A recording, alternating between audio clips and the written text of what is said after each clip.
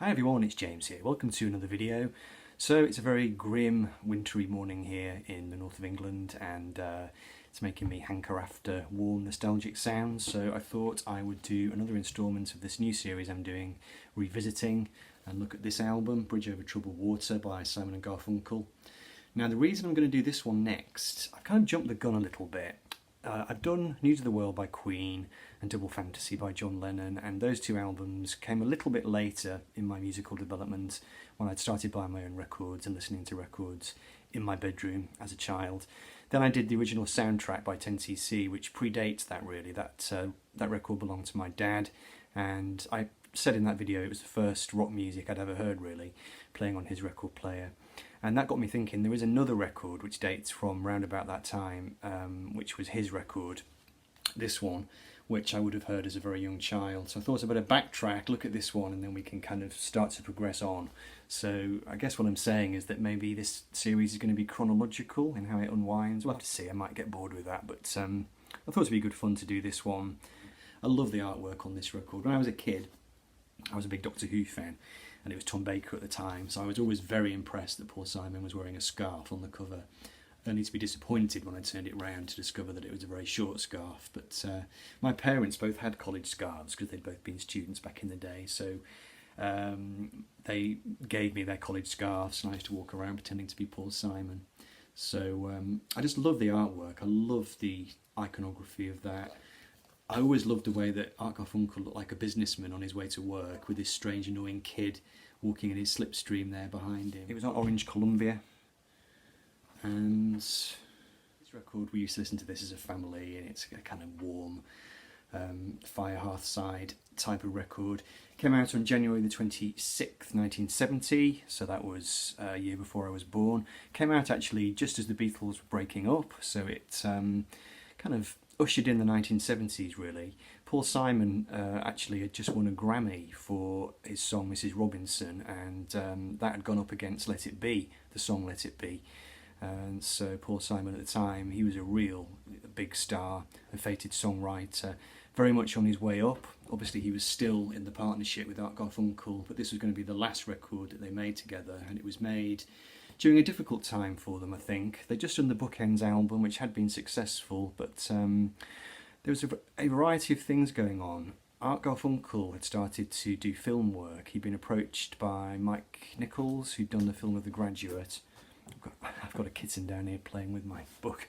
And he had been approached, Art Garfunkel had been approached by Mike Nichols to play a part in the movie Catch-22. And he'd agreed to this, and Paul Simon wasn't very happy about it. And there were tensions in this duo. Obviously, you had a situation where Paul Simon was the songwriter, obviously. Art Garfunkel did not write songs, although he did arrange. He did do some beautiful arrangements for Simon and Garfunkel. But I think there was a tension creeping into the band as such. And Art Garfunkel, I think, wanted to try and carve some kind of career for himself outside Simon and Garfunkel, to try and assert himself in some way, and I think that rubbed Paul Simon up the wrong way. So there were various tensions going on. The record actually started, in terms of which song came first, it was The Boxer which came first, which is the first song on side 2, and it was very much a return for Paul Simon to his earliest kind of folky, guitar-based songs, although I think it took about 100 hours to record. It was recorded in several different studios. They started it in Nashville and then ended up moving to LA, I think, or New York. I think it was New York, with the producer Roy Halley, who'd been Simon and Garfunkel's producer, incredibly sympathetic producer. You know, he knew how to produce their sound, and he was incredibly impressed with The Boxer, clearly one of Paul Simon's greatest ever songs. There's a few songs on this record which do genuinely make me cry, and The Boxer is one of them. I don't know what it is. I think it's just the nature of the music, just the melancholy, yearning quality of the music. I guess it's the nostalgic thing, but I think even if I didn't have that nostalgia, there's something about some of the songs on this record which do pull at the heartstrings. I mean, the album basically, I think, breaks down into two different categories of song. You've got the kind of tear-jerkers, or the very emotional songs. So therefore, you know, Bridge Over Troubled Water, obviously, So Long, Frank Lloyd Wright, The Boxer, The Only Living Boy in New York. And then you've got the more fun songs, things like Cecilia and Baby Driver and Why Don't You Write Me.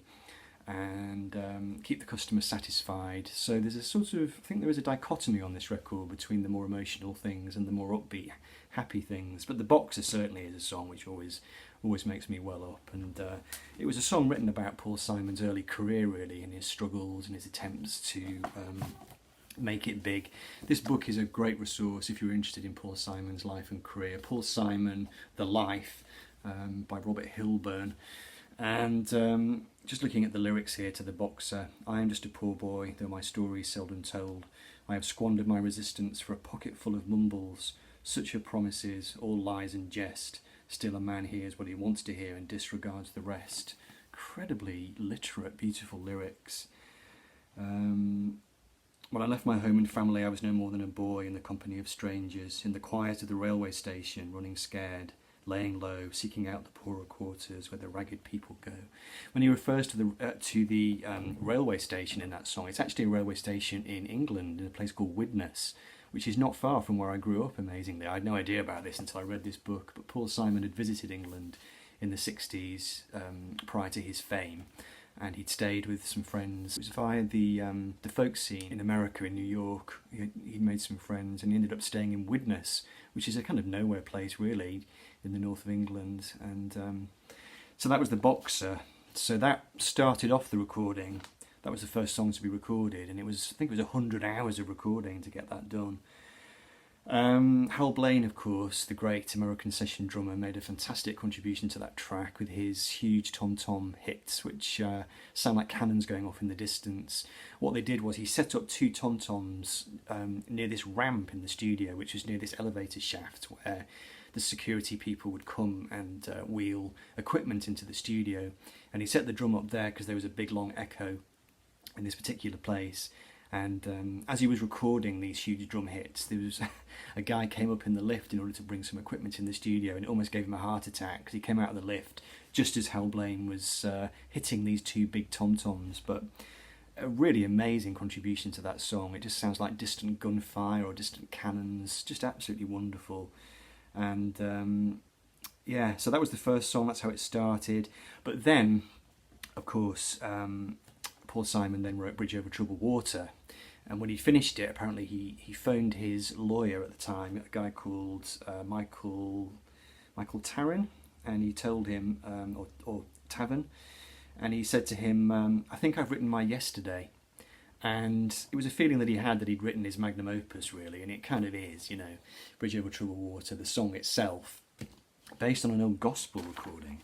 He'd been listening to the song Oh Mary Don't You Weep by the old gospel group the Swan Silvertones, and in that song there's a very small bit on the fade out or towards the end of the song where the guy singing just ad-libs this line, and it's not exactly the line that Paul Simon used in the song, but it was something to do with a bridge over troubled water, essentially. That's where he got the idea from. So he composed that song, and Roy Halley immediately knew that this was going to be an incredibly special song.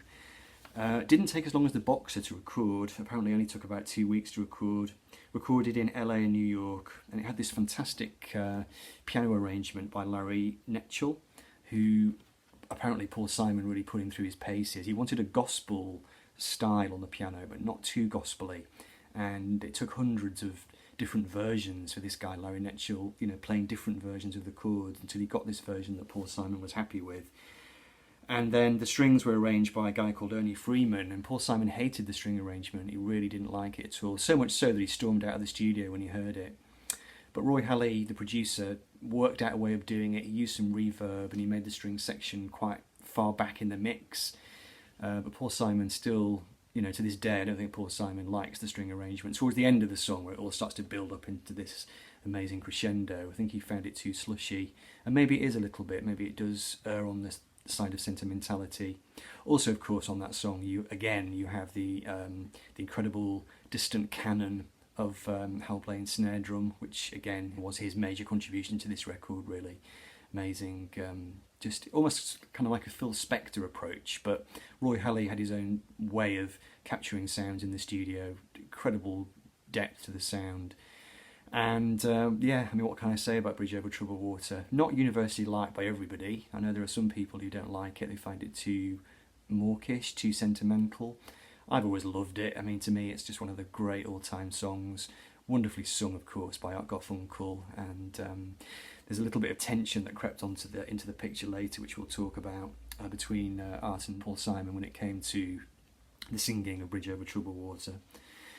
So then what happened was, so Art was still busy on this film, but they did manage to get together in June of '69, and this is a bit of an interesting factoid, which again I got from this book. Art Garfunkel rented out a house at Laurel Canyon in order for them to do some more writing, and the house he rented out was at 1567 Blue Jay Way, which was the house that George Harrison had rented back in, would have been 67. It's the house that he wrote the song Blue Jay Way in. So Art Garfunkel rented that house, and it was in that house that they ended up coming up with the percussive introduction to Cecilia, which was done. It was Paul Simon's brother started tapping out a rhythm on this bench, and they used various other percussive effects, and Roy Halley made a loop of it. But the actual basic track of the percussive effect, was recorded in the house that George Harrison wrote Blue Jay Way in. Just one of those incredible little nuggets of information that you get from reading music biogs, you know. So Cecilia, obviously one of the more upbeat, joyous songs on the record. Great lyric. I mean, Paul Simon made it up on the spot, I think, in response to this little percussive loop. Sonically brilliant, and it's the third track on the record. It's just fantastic. Always loved it. Short and sweet, but just absolutely wonderful. And then they wrote also, or Paul wrote, Why Don't You Write Me, which has got a bit of a ska feel, and Keep the Customer Satisfied. Those songs were written while they were staying in his house at Laurel Canyon. And Don't You Write Me is possibly one of the lesser songs on the record. It's okay, it's nothing too special, but Keep the Customer Satisfied I've just always loved. It's one of the other songs that makes me break into tears, actually. Not sure why. I mean, it's got this incredible big band arrangement at the end with all the shrieking horns and incredible charts, you know, horn charts. But the song itself, there's something about the melody. There's just something about it which gets to me. It kind of tugs my heartstrings in a way that I can't really describe, and it's always completely spontaneous. When I listen to it, I just immediately well up. Just a fantastic song. And then you've got El Condor Passa, which is the second track on the record. This is the panpipes one, which had been done by a group called Los Incas from South America. It was an old Andean folk tune, basically. Paul Simon had heard it in a concert in Paris, and he decided to license the track from Philips. So rather than having the musicians try to recreate the track, he just licensed the original track, and then he made up his own lyrics over the top of it. I'd rather be a hammer than a nail. Those words, which have a very timeless quality. And that song is an interesting one. It's one of those ones which you either like or don't. I like it, but I can kind of see why people might think it's a little bit, not cheesy exactly, but maybe it's a song which is of its time, that kind of early 70s, the panpipes and everything. You can imagine hippies getting stoned in bedsit listening to it. But, you know, I still love it. So Long, Frank Lloyd Wright is an interesting song. That was one, again, one of the slow heart tuggers. It's by common consent that Paul Simon wrote that song essentially about Art Garfunkel. Art Garfunkel had always wanted to be an architect when he was a boy, and on this record there are two songs that Paul Simon wrote about Art Garfunkel, and it was him trying to acknowledge, I think, that the partnership was coming to an end. I think Paul had realised, for a variety of reasons, that he was going to fly the nest and he didn't really want to work with Art anymore. The thing with the film career, I think, had exacerbated it, and there were various other factors in the mix, but I think essentially Paul Simon just realised that he wanted to step out into the spotlight and be his own person. So Long, Frank Lloyd Wright was a little tribute really to Art Garfunkel, and beautiful song, very slow, very lovely melody. And the other song that Paul wrote really for Art was The Only Living Boy in New York, which I think is one of the most beautiful pieces of music ever waxed. I mean, the Paul Simon vocal parts are lovely, but when the Art Garfunkel and Paul Simon harmonies come in towards the end, it's the most heavenly sound I think I've ever heard. It's just absolutely beautiful. And the way the chord sequence descends each time, it's just mesmerising, and I cannot listen to it without crying. I just literally, it's just one of those songs which totally does it for me. It just reduces me to a blubbering wreck. But again, Paul wrote it about Art Garfunkel, and because Art, I think, was in New York at the time, and he was doing this film, and it was Paul trying to come to terms with the fact that it was all going to come to an end. So yeah, so then you had Baby Driver, which was the B-side of The Boxer, I think. That one is just another one of these upbeat little tunes, a blues tune really. Perfectly nice, nothing wrong with it, but it's not a particular highlight for me. There was some disagreement when they got to the end of the record as to what was going to go on the end. They wanted it to be a 12-track album, but Art and Paul couldn't agree on what it was going to be, so they ended up going with 11 tracks with the final... well, there's a final song, Song for the Asking, which is a beautiful little ditty, really. Just, you know, very brief, very spare, but lovely. But then you've got the live version of Bye Bye Love, which some people think maybe doesn't belong on the record. I think it works fine in retrospect, and really huge applause at the end of that song. You really get a sense of just how big Simon and Garfunkel were at that point. You know, tremendous sense of occasion there, and of course it plugs it straight back into their source. Really, the Everly Brothers harmonies clearly were an intrinsic part of the Simon and Garfunkel sound. So in a way, it was them coming full circle. So let me just make sure I'm not going to miss anything now. So, because there's a few interesting tidbits about this which I probably haven't remembered to mention. Just made some notes here. Oh yeah, so when Art Garfunkel recorded Bridge Over Troubled Water, he asked that Paul Simon not be present in the studio. He didn't want him there, and Paul Simon respected that. Well, that's an amazing little tidbit of information, really. You know, when Art Garfunkel was turning in this mesmerising, timeless vocal performance, Paul Simon wasn't even in the studio because Art felt intimidated, I guess, and you know, he knew that Paul was a very strong-willed individual who would voice his opinion. He didn't really want that, so Art laid his vocal track down without Paul being there. And yeah, then what happened was the relationship came to an end shortly afterwards. There was a thing where they did a live TV performance at Carnegie Hall, and there was a rather unfortunate thing happen, which was Art Garfunkel came out to sing Bridge Over Troubled Water. It may have been his first public performance. Obviously it went down an absolute storm, and everybody just was totally gobsmacked by this incredible song that he'd just sung. And the pianist was with him on stage, Larry Netchell was with him on stage, and after he'd finished the song he asked for a round of applause for the pianist, but then he didn't ask Paul Simon to come onto the stage to take a bow for having written the song. And Paul Simon was in the wings, basically, having listened to the audience giving his song this incredible rapturous applause, and then he didn't get to go out on stage and be recognised. And I think that was the final nail in the coffin, really. And it was one of the factors anyway. I don't think there was one factor which broke the group up. And interestingly, Paul Simon never made an announcement. He never did. You know, he decided not to announce it in the way that Paul McCartney had announced the breakup of the Beatles. And Simon and Garfunkel came to an end. It was like a kind of handshake in the car park almost. It was just a real kind of like, yeah, they both just realised it was over, and there was no big scene exactly. Obviously, they were going to come together a few times over the years to do live concerts, but this was the end of the road really in terms of them being a recording duo. So yeah, Bridge Over Troubled Water. So I think it was 10 weeks at #1, sold 8 million copies, and the song itself, Bridge Over Troubled Water, has been recorded by Elvis, Aretha Franklin, Stevie Wonder, Johnny Cash. Just one of the most all-time great classic songs. Wasn't universally adored when it first came out. The New York Times described it as mawkish, undiluted sentimentality. So that's interesting. It is Bridge Over Troubled Water. I hope you enjoyed the review. And there's a couple of other records which I can talk about which come from that very early period for me. But very shortly after this I did start to buy my own records. So things will move on in the next instalment, and we'll start to look at some different things. But hope you enjoyed that. Leave some comments below, and I'll speak to you soon. Take care. Bye.